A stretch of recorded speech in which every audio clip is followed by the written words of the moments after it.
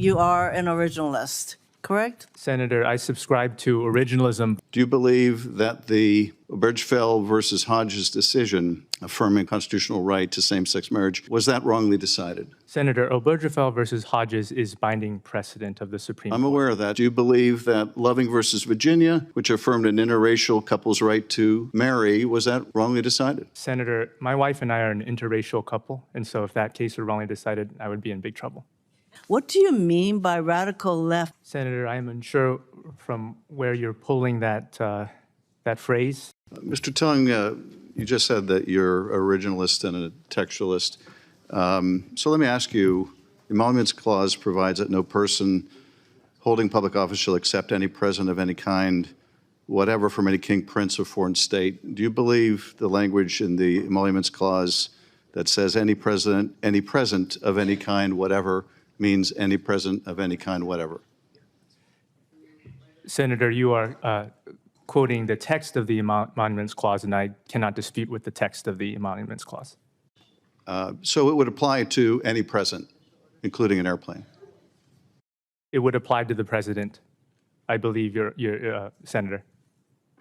And I take it as an originalist, you would accept that the founders would have never subscribed to the idea that a president in their time could have accepted a multi-$100-million gift from a foreign state?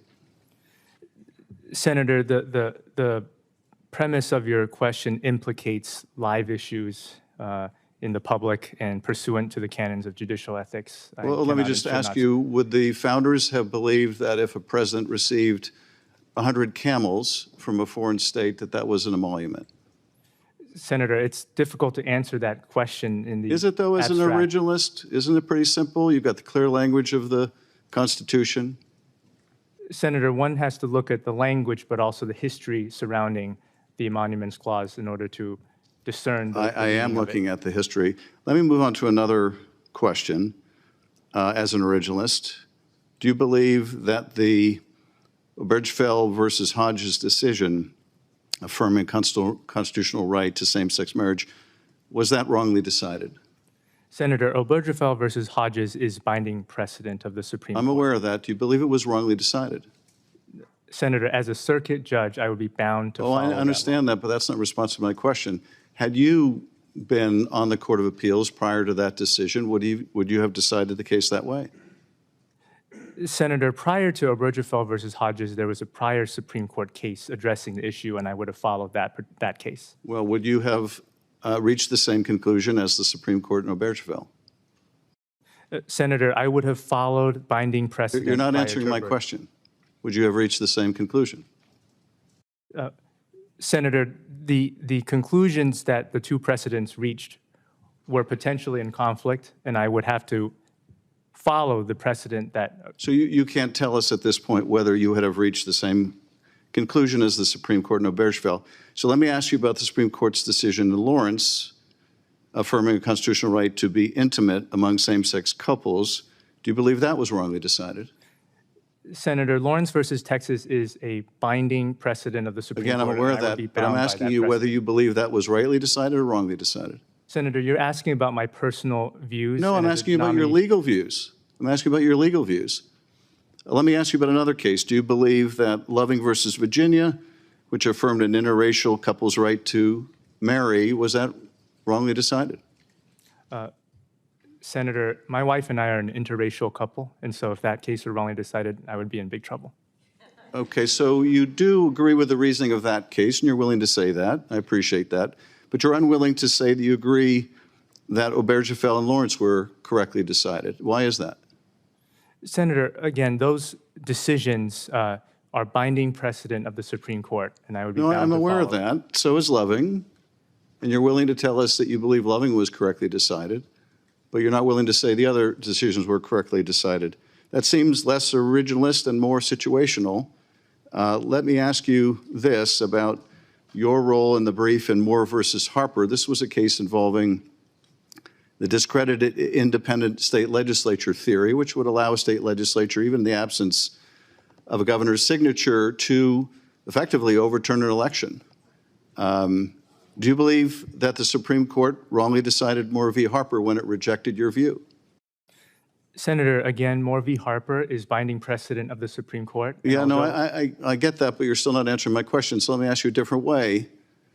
If a state legislature decided after an election to pass a bill, even in the absence of a governor signing it, to throw out absentee ballots that were mailed prior to the election but arrived after the election, would it be your view that a state Supreme Court or federal court would have to allow the legislature to overturn the election, would be powerless to correct that effort to overturn a free and fair election? Senator, Moore versus Harper states that state courts can review what the state legislatures have passed as a matter of the Constitution. No, I'm aware of that. And my concern, though, is that your unwillingness to embrace the reasoning of these decisions means that where there is room, and there is room in all of these decisions, and most particularly Moore v. Harper, for you as a court of appeals judge to narrow these decisions, it sounds like you'll take that opportunity to narrow those rights.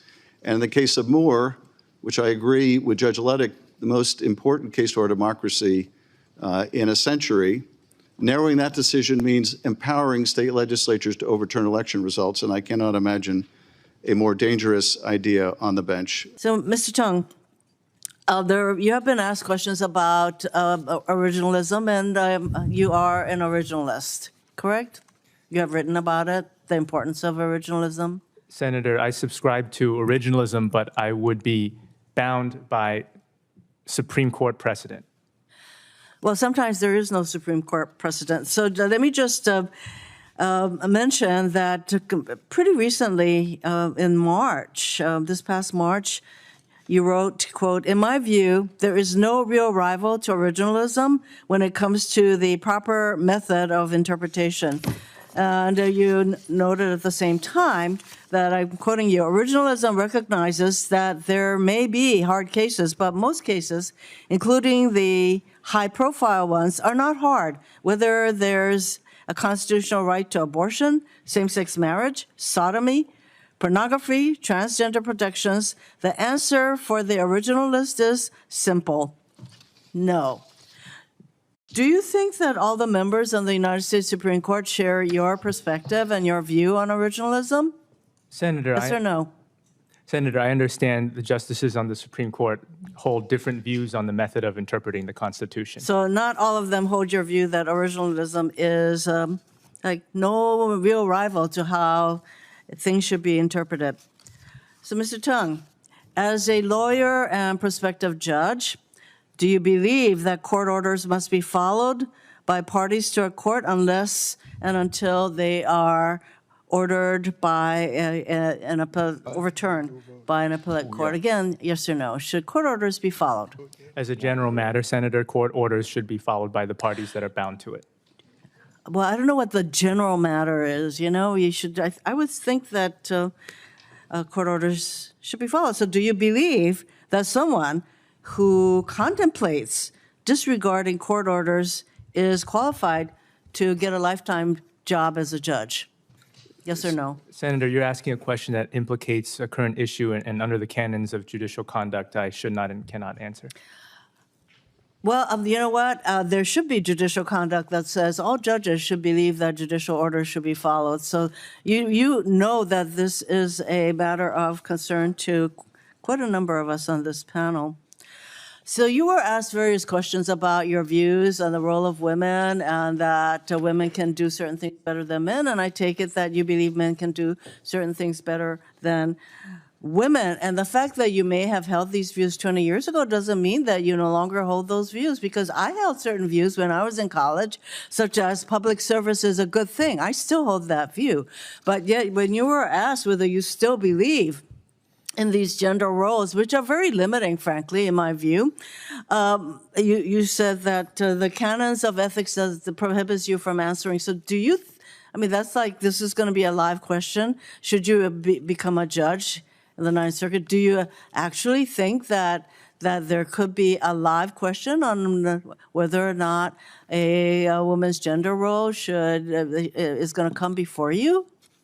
Senator, questions relating to, for instance, the 14th Amendment's Equal Protection Clause could come before me, and for that reason, I consider that a live issue, and I wouldn't be able to answer under the Okay, canons. well, you know what? We didn't talk about the 14th Amendment, which, by the way, as far as I'm concerned, is supposed to provide equal protection for everyone, regardless of race, religion, etc. But frankly, what is happening with the 14th Amendment is that it is being weaponized, in my view, that this is a Supreme Court majority that is not exactly holding the 14th Amendment to provide equal protection for everyone. So I just have one more question. You talked about what you call the radical left. What do you mean by radical left? People on the radical left are saying things that are not truthful. What do you mean by the radical left?